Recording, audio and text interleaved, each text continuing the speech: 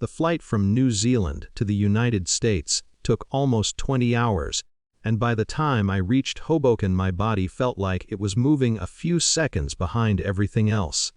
Airports, taxis, unfamiliar streets.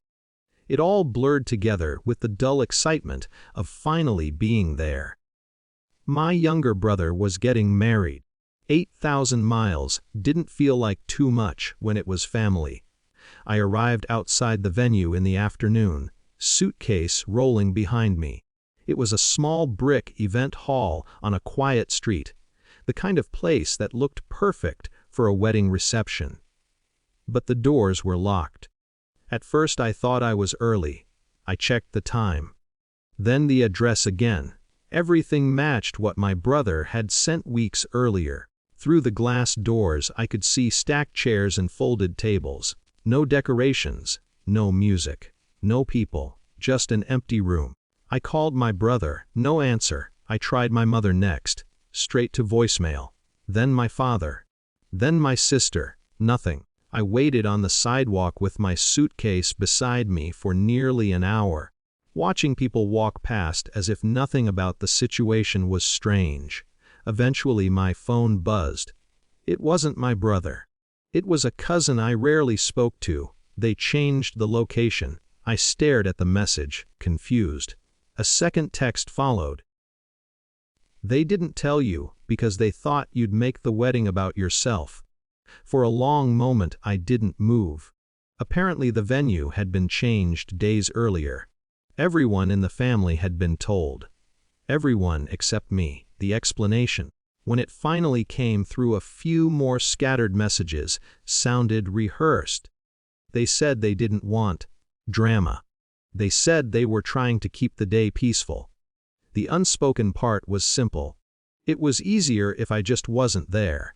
I went back to the hotel that evening and booked a return flight to New Zealand. There didn't seem to be anything else worth saying. I didn't call anyone. I didn't argue. I didn't even respond to the messages.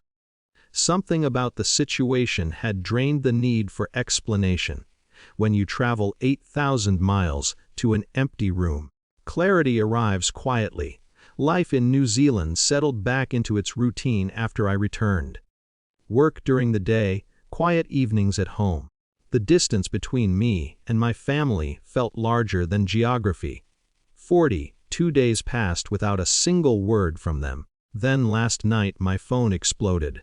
Notifications stacked on top of each other faster than I could read them. Calls, voicemails, text messages from numbers I hadn't seen since the wedding. By the time I looked closely, there were over 250 messages. My brother, my mother, my father, cousins, all of them suddenly desperate to talk. Please answer. We need to discuss something urgent. The bank is contacting us. Call me as soon as you see this. Mixed in between were apologies. Short ones. Quick ones. The panic in their messages made one thing obvious. Something had gone wrong. And I already had a guess what it was. A few years earlier, I had helped my family secure a loan for a small business they were building together. They needed an additional guarantor for the bank's approval, and I had agreed to put my name on the paperwork. I wasn't involved in running the business, but legally my signature was still tied to the loan. During the bank's recent compliance review, they tried to contact every guarantor, including me. But for 42 days I had been silent, without confirmation from all parties. The bank froze the company's credit line until the agreement could be reviewed, which meant my absence suddenly mattered. I sat at my kitchen table reading through the flood of messages. For the first time since the wedding, they needed me to respond, not to apologize, not to reconnect. To solve a problem, I thought about the locked doors in Hoboken, the empty venue, the explanation that I might make everything about myself. Then I typed a single reply. From now on, all communication regarding the loan should go through my attorney while I begin the process of withdrawing from the agreement. I pressed send and set the phone down. The buzzing stopped soon after. For the first time in weeks, the silence felt different, not like rejection, like a boundary that finally held.